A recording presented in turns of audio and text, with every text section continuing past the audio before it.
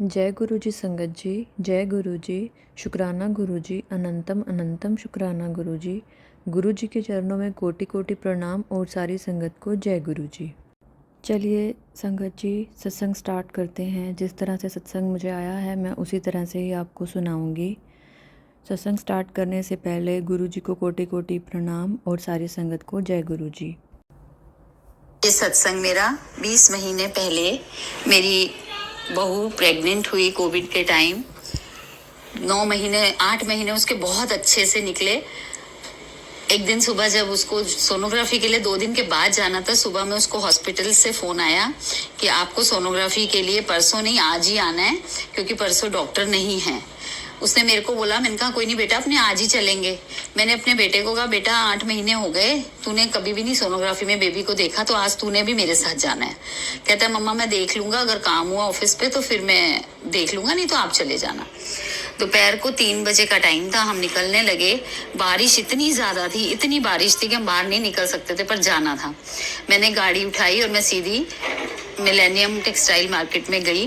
वहाँ पे मैंने बेटे को फ़ोन किया कि भाई आप बेटा बाहर आ जा, हमने ऐसे ऐसे डॉक्टर के पास जाना है तो आ जा। हम गए। जो 8 महीने तक हम डॉक्टर सिर्फ ऊपर पेशेंट को ही बुलाती थी, उस दिन किसी ने हमको रोका नहीं लिफ्ट में। हम तीनों ऊपर चले गए। ऊपर गए, इसका सोनोग्राफी में नंबर आया तो मैंने देखा कि 25 मिनट हो गए, 30 मिनट हो गए, अभी तक उन्होंने हमें नहीं अंदर बुलाया, खाली मेरी बहू को अंदर लिया हुआ था। 25-30 मिनट के बाद मेरी बहू बाहर आई तो उसके चेहरे पे हवाइयां उड़ी हुई थी। तो मैंने कहा क्या हुआ बेटा? तो कहती कि मम्मा पता नहीं, ये लोग कुछ बातें कर रहे थे और मुझे बोलते हैं कि अभी तुमको दोबारा आना पड़ेगा, तुम बैठ जाओ। मैंने कहा ठीक है कोई नहीं, मैं बात करती हूँ, बैठ जा। मैंने इसको बिठाया, वापस से इसको एक नर्स आई और इसको लेबर रूम की तरफ ले गई।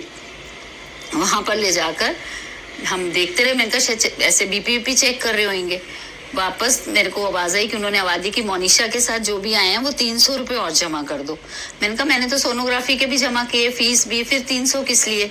तो बोलते कि वो अंदर है ना, बच्चे की धड़कन चेक हो रही है, उसके 300। तो मैंने कहा बच्चे की धड़कन हो रही है और आपने हमको नहीं बताया? हम बाहर बैठे हैं, मैं उसकी पेरेंट्स हैं, हम लोग गार्जियन है, आपने हमको क्यों नहीं बताया? कहती है अच्छा सॉरी, आप आइए, आप अंदर आ जाइए। अंदर मैं गई तो मेरी बहू के स्टमक के ऊपर एक मशीन लगी हुई थी, बच्चे की हार्ट बीट चल रही थी, हार्ट बीट नॉर्मल थी। तो मैं भी नॉर्मल हो गई कि नहीं बच्चा ठीक है, कुछ और प्रॉब्लम नहीं है। मैं बाहर आई, वापस इसको डॉक्टर ने अपने रूम में बुलाया, फिर हमको बुलाया और उन्होंने हमको बोला कि ऐसा है कि बेबी के माइंड में, दिमाग में ऑक्सीजन थोड़ा कम जा रहा है, तो हमको बेबी को जल्दी बाहर लेना होगा। तो मैंने कहा डॉक्टर कि हमको इसको अब भी एडमिट करना पड़ेगा कि इसकी मॉनिटरिंग होगी पूरी रात। तो मैं कहा डॉक्टर कितने दिन तक आप एडमिट रखेंगे? तो उन्होंने कहा कि वो हम नहीं बोल सकते, हम एक सीधे स्ट्रेट रास्ते पर हैं, जैसे ही हमको खाई दिखेगी कि गिरने वाला है तो हम बेबी को बाहर ले लेंगे। तो मैंने कहा डॉक्टर कोविड का टाइम है, 10 दिन 15 दिन ऐसे मैं कैसे एडमिट रख सकती हूँ? तो मेरे बेटे ने बोला कि ठीक है डॉक्टर, ऐसा है कि अगर बहुत इमरजेंसी नहीं है तो हम कल एडमिट कर देंगे, क्योंकि मेरे पापा घर पर है, मैं अपने पापा से भी बात कर लेता हूँ। वो बोली नहीं इमरजेंसी नहीं है, कोई नहीं, अब सुबह आ जाना। हम तीनों वापस गाड़ी में बैठे, पर हम तीनों बहुत टेंशन में आ गए कि क्या हुआ है, समझ में नहीं आ रहा था। तो मैंने फिर रास्ते से ही, मेरी फ्रेंड है, उसकी एक कजिन सिस्टर इन लॉ है, भटार पे है उनका नर्सिंग होम, उनको फोन करवाया। तो वो बोली कि आ जाओ तुम लोग, जल्दी से आ जाओ। हम वहां गए तो सेम प्रॉब्लम उन्होंने भी बताई, पर उन्होंने बोला कि नहीं हम ज्यादा वेट नहीं करेंगे, 1 या 2 दिन में हम बेबी को बाहर ले लेंगे। नेक्स्ट डे पे उसने कहा कि मैं सीजर करके बेबी को बाहर ले रही हूँ, क्योंकि आज 8 मंथ कंप्लीट हो गए हैं, तो कोई दिक्कत नहीं है, बेबी प्री मैच्योर नहीं है, बेबी मैच्योर हो गया है। ठीक है, उन्होंने ले लिया। लेकिन उन्होंने बेबी जब आया, उसकी वेट वगैरह सब ठीक था।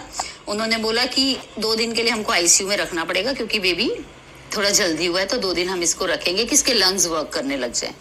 आईसीयू में रखा। 3rd डे उन्होंने हमको 5 बजे देना था। मैं, मेरा बेटा और मेरी फ्रेंड हम बाहर खड़े थे कि कभी बस डॉक्टर साहब हमें बुलाएंगे और हम बेबी को लेके अपने रूम में जाएंगे तो मेरी बहू उसको देखेगी। इतने में ही देखा कि डॉक्टर साहब एकदम परेशान से कि ये क्या हो गया, ये क्या हो गया। तो हम उनके पीछे भाग रहे कि क्या हुआ डॉक्टर?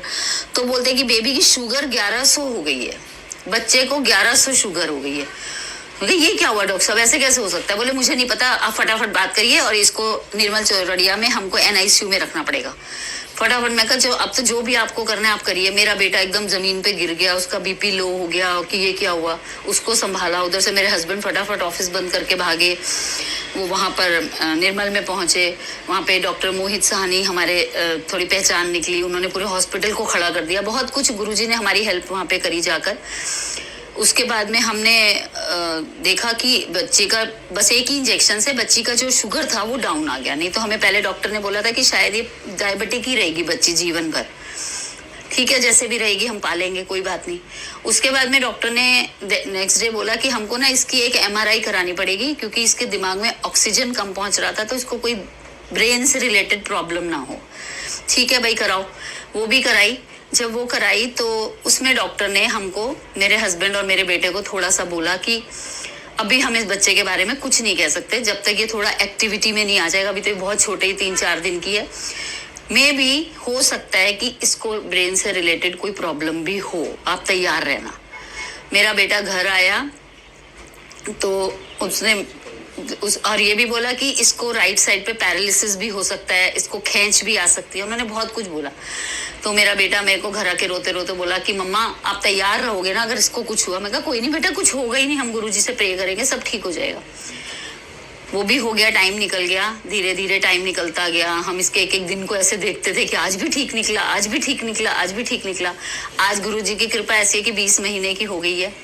मैंने जब वो ICU में थी तो मैंने गुरुजी संगत वाले, सूरत संगत वाले में मैंने ग्रुप में रोते रोते डाला कि ऐसे मेरी पोती हुई है और वो NICU में, तो प्लीज सब उसके लिए प्रार्थना करो। तो सबने इतनी ब्लेसिंग्स भेजी, इतनी ब्लेसिंग्स गुरुजी की तरफ से आई कि किसी का फोन आया कि हमारे यहाँ से स्वरूप लेके जाओ। आशु आंटी ने बोला कि इसके लिए वो चंदन का टिक्का लेके जाओ, जल प्रसाद लेके जाओ।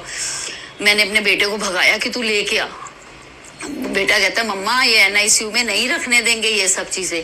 गुरुजी की ऐसी कृपा कि जैसे ही मेरा बेटा वहां लेके गया, डॉक्टर कहते हैं कि आपको जो रखना है आप रखो, नहीं तो NICU में चप्पल तक तो हमको बाहर उतरवा देते हैं। और उन्होंने जल प्रसाद, गुरुजी का स्वरूप और चंदन का टिक्का इसके माथे पे वो रोज लगा, इसको इसके सिरहाने ही रखा रहा। आज गुरुजी की ऐसी कृपा है कि वो मेरी बच्ची, मैं आई भी है सत्संग में, मैं फिर भी लाऊंगी गुरुजी की जब जब कृपा होएगी। वो कोई भी वीडियो नहीं देखती, कुछ नहीं, वो सारे गुरुजी के भजन देख के खाना खाती है। मैं हर शनिवार को गुरुजी का सत्संग करती हूँ घर पे। वो इतना नाचती है, वो इतनी तालियां बजाती है, और सबसे ज्यादा वो भजन लगवाती है, कर कृपा मेरा दे साइया। इतनी खुश होती है जब आता है साढ़े हत्था दिया लकीरा नू, तो अपने हाथों को घुमाती है और ऐसे लीन होके नाचती है वो कि ऐसे लगता नहीं है कि रिमोट लाके सीधा इशारा करती है कि भजन चलाओ। और जैसे ही गुरुजी आते हैं, गुरुजी गुरुजी करके कुछ अपनी भाषा में बोलती है कि आ गए, और इतनी खुश होती है। तो गुरुजी की इतनी अपरंपार लीला है कि अभी 2 महीने पहले मैंने वापस उसका रीचेकअप कराया।